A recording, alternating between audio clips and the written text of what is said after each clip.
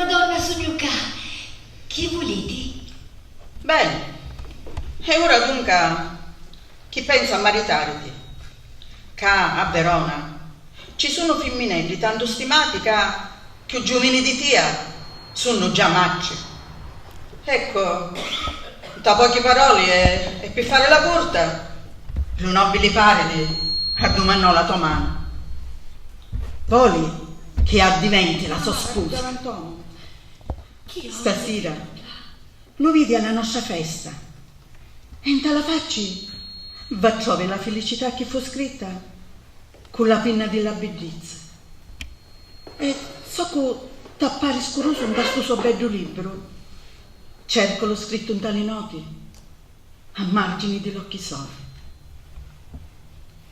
Allora, dimmi, figlia mia, senti, oppure no, di corrispondere all'amore di Paride? Nel frattempo, Capuleti, padre di Giulietta, si mette d'accordo con Paride per darlo in sposa a Giulietta e decide di far celebrare le nozze subito, entro 4 giorni. Madonna Capuleti, madre di Giulietta, va ad avvisarlo. Come siamo, Giulietta? Non tanto bene, maccie. Piange ancora la morte di Tebaldo?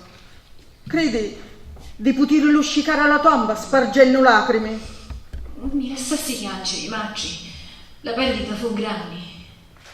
Ecco, duce piccerina mia, la mattina di Giove prossimo, lo valoroso, degno e giovane conte Paride è felice di fare di sua sposa nella cappella della Cresia di San Pedro.